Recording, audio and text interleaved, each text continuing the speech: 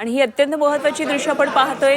राज्यसभेसाठी उमेदवारी अर्ज भरल्यानंतर रामदास आठवले यांची ही दृश्य तिसऱ्यांदा भाजपकडून संधी त्यांना आता मिळाली आणि या संधीचं मी सोनं करणार असा त्यांनी विश्वास व्यक्त केलेला आहे। खरं तर काल दुपारपर्यंत रामदास आठवले यांना राज्यसभेची उमेदवारी मिळणार की नाही याबाबत अनिश्चितता होती, मात्र रामदास आठवले यांना आता राज्यसभेची उमेदवारी मिळाली आणि त्यांनी याबाबत सांगितलं की मुख्यमंत्री देवेंद्र फडणवीस यांचा मला राज्यसभेची उमेदवारी मिळवून देण्यामध्ये मोठा हात होता, त्यांची मोठी भूमिका होती। रामदास आठवले यांनी अशा प्रकारे आपला उमेदवारीचा हा अर्ज राज्यसभेसाठीचा दाखल केलेला आहे आणि त्यानंतर विजयाची साईन ते दाखवतात। त्याच्याबरोबर त्यांच्या पत्नी देखील आहेत। तर आज कुटुंबीय रामदास आठवले यांचा हा अर्ज भरताना उपस्थित राहिलेला आपल्याला पाहायला मिळते। एनडीएचा एक घटक पक्ष आणि भाजपचा मित्र पक्ष असलेले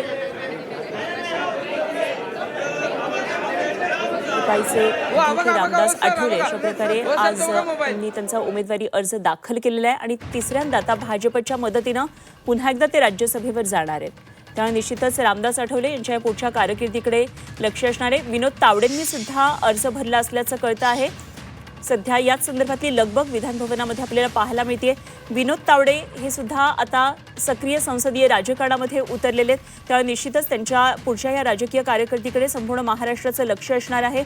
एकंदरीतच भाजपच्या उमेदवारांचे उमेदवारी अर्ज आता दाखल व्हायला सुरुवात झालेली आहे। सामाजिक समीकरण साधण्यावर यावेळी भाजपनं यंदाच्या राज्यसभा निवडणुकीमध्ये खरं तर एक वेगळा असा योग साधलेला आहे। ज्येष्ठ नेत्यांनाच नाही तर राज्यातल्या विविध समाज घटकांना या निमित्तानं संधी दिली आहे। विनोद तावडे मराठा समाजाचा एक नेता म्हणून ओळखले जातात। रामदास आठवले यांच्याबरोबर रामराव वडकुते तसंच मायाताई इनावते यांचं सुद्धा नाव उमेदवार म्हणून जाहीर केलं, त्यामुळे कुठेतरी एक सोशल इंजिनिअरिंग करण्याचा हा प्रयत्न भाजपनं केलेला आहे। मराठवाड्यातले धनगर समाजाचे प्रबळ नेते आणि माजी आमदार म्हणून वडकुते यांची ओळख आणि राज्यसभेवर पाठवून भाजपनं आगामी विधानसभा निवडणुकांपूर्वी एक सामाजिक समतोल साधण्याचा अशा प्रकारे प्रयत्न केला। रामदास आठवले आता माध्यमांसमोर काय प्रतिक्रिया देतात हे आपण पाहूया। काय सांगाल, आज अर्ज दाखल करण्यासाठी तुम्ही आलेले आहात? सर लाईव्ह आहात।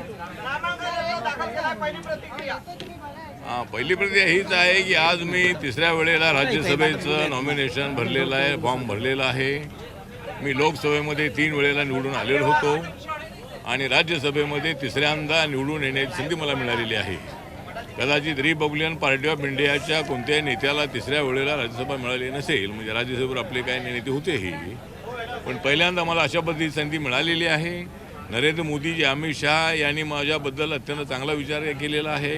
देवेंद्र फडणवीस यांचा प्रयत्न मला राज्यसभेवर आणण्याचा होता आहे आणि त्यामुळं मला आणि माझी जी जनता जी आहे ही माझी जनता देशभरातली महाराष्ट्रातली खुश आहे आणि लोकांच्यावर होणारा अन्याय जो आहे तो दूर करण्यासाठी मी संघर्ष केलेला आहे आणि मला सामाजिक न्याय आणि अधिकारी मंत्रालयाचं जबाबदारी दिलेली आहे नरेंद्र मोदी साहेबांनी।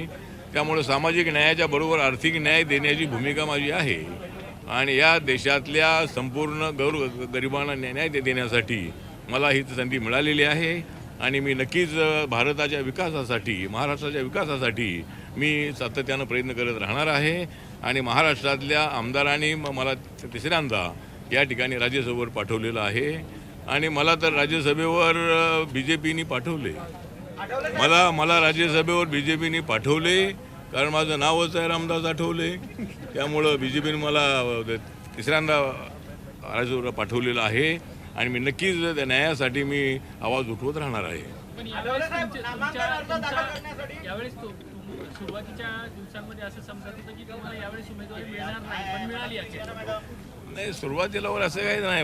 मला पूर्णपणे विश्वास होता की मी नरेंद्र मोदींच्या मंत्रिमंडळामध्ये आहे, देशभरामध्ये माझी ओळख आहे, देशभरामध्ये जी दलित जनता आहे ती माझ्यासोबत आहे आणि महाराष्ट्रात तर आहेच आहे। त्यामुळं माननीय नरेंद्र मोदी साहेबांना माहिती होतं आणि संसदेमध्ये मी नसणं हे सगळ्या खासदारांना अन्यायकारक राहणार होतं। त्यामुळं माझ्यासारख्या एका कार्यकर्त्याला ही संधी मिळालेली आहे आणि ही अत्यंत चांगली गोष्ट आमच्या समाजासाठी आहे।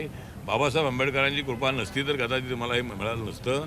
बाबासाहेबांचा आशीर्वाद माझ्या पाठीमागे आहे, छत्रपती शिवाजी महाराजांचा आशीर्वाद माझ्या पाठीमागे आहे आणि जनतेचा आशीर्वाद माझ्या पाठीशी आहे. त्यामुळे मला ही संधी मिळालेली आहे.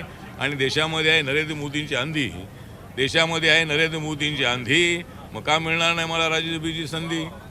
त्यामुळे राज्यसभेची संधी मला मिळालेली आहे आणि त्याचा उपयोग मी अत्यंत चांगल्या पद्धतीनं करणार आहे. हाऊसमध्ये मंत्री तर मी आहेच आहे, पण RPIचा खासदार म्हणूनही मी त्या ठिकाणी आवाज उठवत राहणार आहे. आणि माझा जो फॉर्म आहे, माझा नाव BJPच्या कोट्यामध्ये जरी आला असला तरी BJPकडूनच मी निवडून येणार होतो. त्यामुळे मी 2 वेळेला याच्या अगोदर रिपब्लिकन पार्टी ऑफ इंडियाच्या तिकिटावर मी इथे निवडून आलेलो आहे. त्यामुळं आत्तासुद्धा मी रिपब्लिकन पार्टीच्या AB फॉर्मवर माझा फॉर्म भरलेला आहे आणि मी रिपब्लिकन पक्षाचा आहे. माझा BJPसोबत अलायन्स आहे, मी NDAमध्ये आहे आणि त्यामुळं मला चांगलं काम करण्याची संधी मिळालेली आहे. आठवले साहेब, वरती नामांकन अर्ज दाखल करण्यापूर्वी तुम्ही फडणवीसांना काहीतरी कविता ऐकवली, मोठ्या जोरानं मुख्यमंत्री हसत होते, नेमकं काय घडलं होतं सविस्तर सांगा. नाही, कविता म्हणजे आता आम्ही बसलो होतो त्यावेळेस मी तर सांगितलं की आजचा मला आगळा वेगळा दिसतो आहे क्षण, आजचा मला आगळा वेगळा दिसतो आहे क्षण, कारण देवेंद्र फडणवीस यांच्या कपड्यांचा, त्यानंतर विनोद तावडे यांच्या जॅकेटचा, आशिष शेलार यांच्या जॅकेटचा आणि बावनकुळे यांच्या जॅकेटचा आणि माझ्या शर्टाचा जो रंग आहे तो आहे रिपब्लिकन. आमच्या सगळ्यांचा रंग आज होता रिपब्लिकन, म्हणूनच आजचा आगळा वेगळा होता क्षण. मला नरेंद्र मोदींनी दिलेलं आहे राज्यसभेचं धन, मला नरेंद्र मोदींनी दिले आहे राज्यसभेचं धन आणि म्हणूनच माझं आणि माझ्या सगळ्यांचं खुश आहे मन. तर हे मी त्यांना सांगितलेलं होतं आणि मी काम करत राहणारा मी कार्यकर्ता आहे, नेता मी अजिबात नाही, कार्यकर्ता म्हणून माझं पद मोठं आहे. मला राज्यसभा मिळाली किंवा नाही मिळाली तर तरीही राज्यसभा मिळाल्यामुळं मला अजूनही देशभरामध्ये फिरता येणार आहे, काम करता येणार आहे आणि माझं मंत्रिपद जे आहे, राज्यसभा मिळाली नसती तर मला मंत्रिपदाचा राजीनामा द्यावा लागला असता. त्यामुळं मी नरेंद्र मोदींच्या मंत्रिमंडळामध्ये असणं हे BJPच्या NDAच्या फायद्याचं आहे. त्यामुळं मला तिसऱ्यांदा ही संधी मिळालेली आहे. राज्यसभा में जा रहे हैं आप, राज्यसभा नॉमिनेशन आपने आज भरा है, जो मौका दिया गया है महायुति की तरफ से, क्या कुछ कहेंगे? मतलब महायुति की तरफ से यही कहेंगे कि मुझे राज्यसभा में भेजने का प्रयत्न देवेंद्र फडणवीस साहब का था और माननीय नरेंद्र मोदी साहब, अमित शाह साहब और जो हमारे नितिन नवीन जी जो अभी नई पार्टी के अध्यक्ष बने हैं, सबकी भावना थी कि भाई मेरे जैसा एक कार्यकर्ता जो है कार्यकर्ता संसद में होना चाहिए और मुझे तीसरी बार मतलब राज्यसभा में जाने का मौका मिला है और इसीलिए मुझे लगता है कि मैं देश के लिए काम करता रहूँगा, महाराष्ट्र के लिए काम करता रहूँगा, मेरे दलित जनता के लिए काम करता रहूँगा, झुग्गी झोपड़ी लोगों को न्याय देने के लिए मैं काम करता रहूँगा. तो इसीलिए मुझे काम करने का मौका मिला है. मंत्री पद तो मेरे पास ही है, लेकिन राज्यसभा ना होती तो मेरा मंत्रिपद जाता था. तो इसीलिए मैं सभी लोगों के लिए काम करता रहूँगा और नरेंद्र मोदी जी का जो विजन है, देश को डेवलपमेंट की दिशा से आगे बढ़ाना है, देश की इकोनॉमी 4 नंबर से 3 नंबर पर लानी है, उसके लिए गरीबों को गरीबी से हटाना होगा और हर गांव की इकोनॉमी डेवलप करना होगा. उसके लिए मैं काम करता रहूँगा. नीतीश कुमार के रूप में आपको नया साथी मिलने जा रहा है. हाँ, तो मतलब नीतीश कुमार जी के माध्यम से तो हमें एक अच्छा मिल रहा है राज्यसभा में साथी. नीतीश कुमार के माध्यम से हमें बहुत ही अच्छा मिल रहा है राज्यसभा में बहुत बड़ा साथी, लेकिन मेरे पास नहीं है हाथी. तो जो हाथी है वो मायावती के पास है हमारा हाथी. तो ठीक बात है. तो नीतीश कुमार जी बहुत एक्सपीरियंस्ड आदमी है. वो मतलब 20 साल तक बिहार के मुख्यमंत्री रहे हैं. इसके पहले वो NDA में जब अटल बिहारी वाजपेयी जब प्राइम मिनिस्टर थे तब नीतीश कुमार जी रेल मंत्री थे, वो NDA में थे और आज भी वो NDA में है. इसका हमको बहुत बड़ा गर्व है. उन्होंने बिहार के डेवलपमेंट के लिए बहुत अच्छा काम किया है. 20 साल तो वहाँ के मुख्यमंत्री रहे हैं, तो उनका हमको राज्यसभा में बहुत अच्छा उपयोग होगा. पुराना साथी वापस मिल रहा है, खुशी है इस बात की? पुराना साथी वापस मिल रहा है. हाँ, मतलब पुराना साथी वापस मिल रहा है ना, वो तो हमारे साथ थे ही, मतलब हमारे साथ थे ही. नीतीश कुमार जी सोशलिस्ट लीडर है और वो NDA में हैं. मैं अम्बेडकराइट हूँ, वो सोशलिस्ट है और हम सब लोग मिलकर देश को आगे बढ़ा रहे हैं और देश खुशहाली से आगे बढ़ेगा. ऐसा हमें पूरा विश्वास है। अटल जी, सबसे अहम सवाल, कहा जा रहा है कि बीजेपी की लिस्ट में आपका नाम आया, मतलब आप बीजेपी के उम्मीदवार हो, लेकिन एबी फॉर्म किसका भरा? आपने अपने पार्टी का भरा कि बीजेपी का? मैंने वही तो मैंने बोला ना, मैं 2 बार जो राज्यसभा में आया था, मैं आरपीआई की टिकट पर मैं आया था। बीजेपी का कोटा मतलब बीजेपी के एमएलए से मैं चुनकर जाने वाला हूँ, इसीलिए मेरा नाम बीजेपी अनाउंस करेगी।